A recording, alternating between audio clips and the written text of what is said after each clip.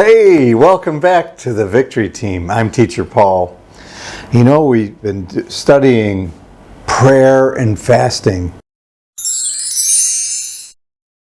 And we found ourselves into a deeper study than I thought we keep finding, especially we go through the book of the Acts of the Apostles. There was a lot of fasting going on and a lot of effective prayer as well.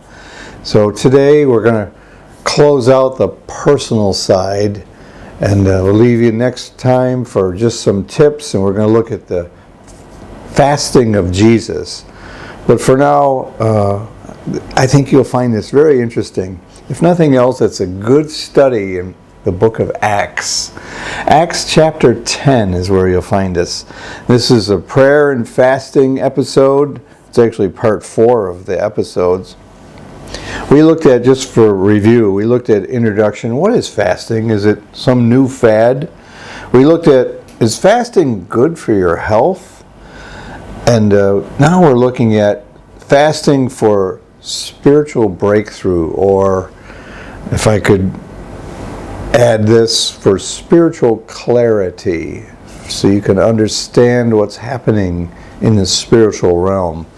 The only way to do that when you're living in a physical realm is by prayer and fasting. Well, I don't know if it's the only way to do it, but it does work. And the next episode is more tips and practice, and we use Jesus as our example, okay?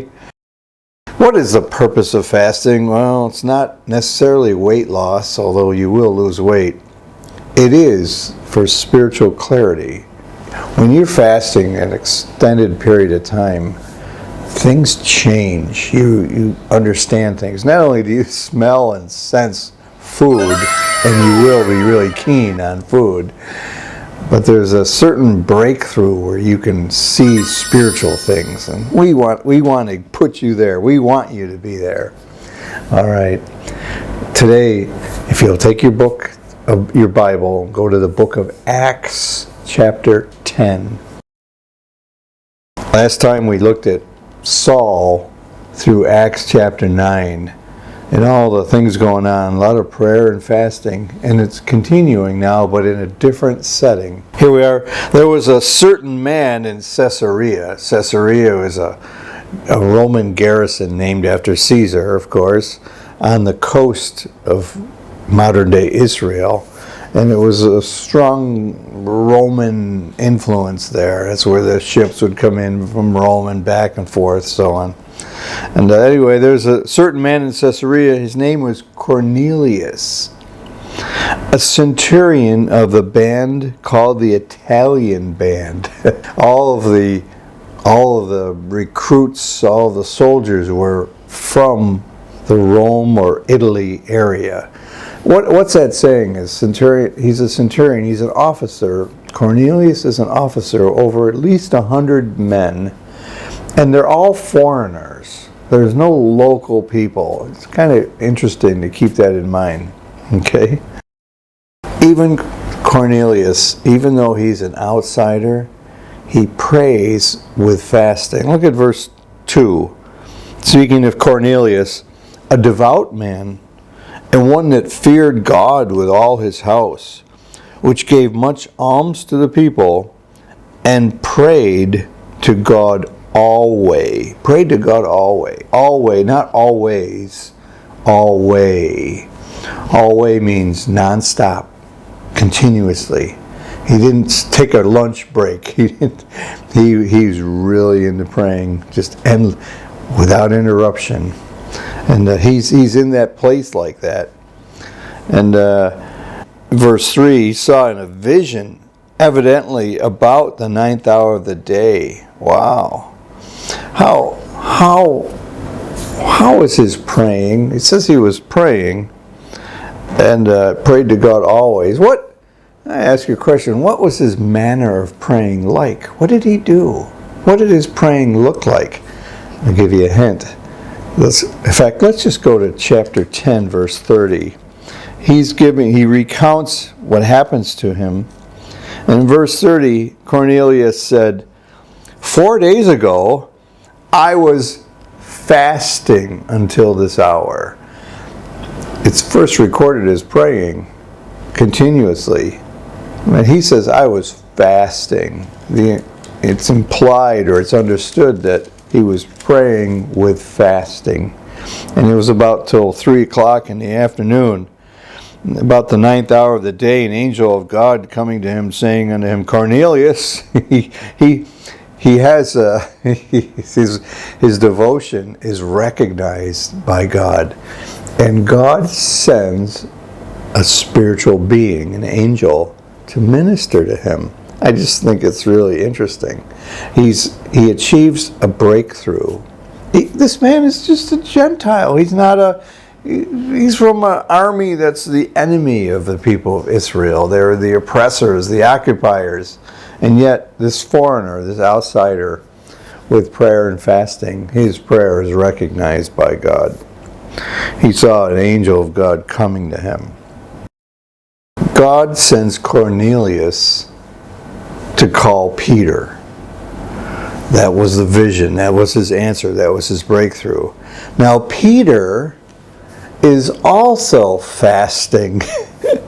And he's praying, and he falls into a trance before they have the meal prepared. He says he was really hungry. Let's go to Acts chapter 10, verse 10. All this is happening at the same time. Really, really interesting. Same chapter. Acts chapter 10, verse 10. And he, speaking of Peter, he became very hungry and would have eaten. But while they made ready, he fell into a trance. And he says later on in chapter 11, verse 5, when he's recounting the story, he says, and in a trance I saw a vision. So wow, more visions and more communication. God is revealing himself to these people. Now, one thing they have in common, it's not nationality or purpose. One thing they have in common is they're praying and fasting. It's really, really interesting. I'm trying to make a point here, I think. A trance is an unconscious or an insensible condition. It's the Oxford English Dictionary. He was just, we think of a trance, a zombie or something. Maybe he was like that. When you fast for a long time, it's different. You're physically different. And sometimes you do go into periods where you just are tuned out to this world. All of your energy, everything is totally focused on spiritual things. And he said, in a trance, I saw a vision. So Peter and Cornelius, they end up meeting in the flesh. They've been meeting each other in visions, just like Paul and Ananias had. And now these two meet in the flesh. And both of them, they understand the revelation that was given to them. Oh, yeah, Peter understands. It's not talking about food. It's talking about dealing with Gentiles and so on. And let's look at the end of the chapter, in verse 48, chapter 10, verse 48.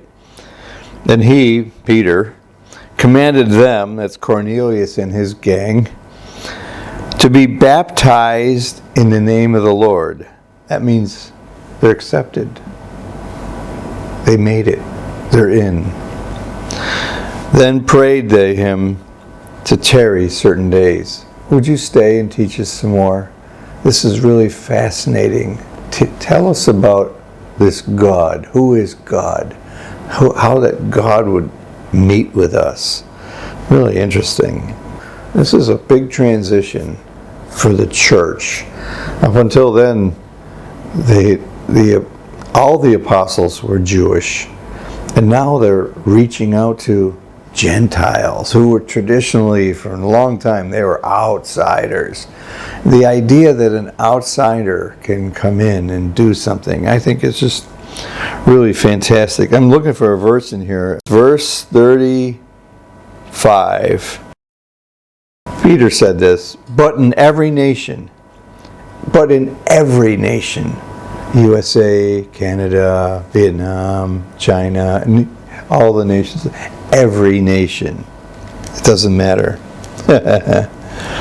He that feareth him, he that fears God, and worketh righteousness, is accepted with him. I like that. I like that. Wow, what a interesting, just fascinating. If by now this hasn't piqued your interest, to consider prayer and fasting. Add fasting to your prayers. If you're not hungry for a spiritual breakthrough, if you're not even hungry for a health breakthrough, then I don't know what I can do. I hope I haven't wasted your time. But let me give you some homework. and then I'm done. And by the way, next time, again, I mentioned, we'll give you some tips to help you be successful in a fast, an extended fast. Your homework is this. Isn't it time that you had a spiritual breakthrough? Isn't it time for clarity and revelation? Isn't it time that your understanding is opened? May I suggest, seriously consider taking these steps of fasting. Start slow and easy and work up. Do an extended fast. Deny yourself. Die daily to your appetites. And pray with fasting. I mean, you can't be more sincere in your prayer than to put yourself aside and to pray for others and pray that God would. And what is happening is, we saw it with Daniel, as you're initiating spiritual warfare, and God will suddenly, and angels are ministering to you and good things. That's your homework. Your homework is, please consider doing fasting. I know it's contrary to our society, but it's okay. It's okay. It's what is good for our society and for you is to have revelation from God. Okay? All right. Oh, speaking of revelation, we have a sponsor. Welcome from Western New York. We are Calvary Heights Baptist Church, and we're located in the town of Elma, just 20 minutes southeast of the city of Buffalo, and 40 minutes from the famous Niagara Falls. We'd love to have you visit us if you're ever in the area or relocating to the area. Here at Calvary Heights, you'll find a loving Christian community, conservative worship, and an emphasis on Bible teaching and preaching for all ages. In John chapter 10, Jesus said, "I am come that they might have life, and that they might have it more abundantly." Jesus truly is the key to this life and especially to the next life. You can learn more about Jesus Christ and about our ministry by going to calvaryheightsbc.com. Okay, good. We have good sponsors. God bless you. We'll see you next time. Bye-bye.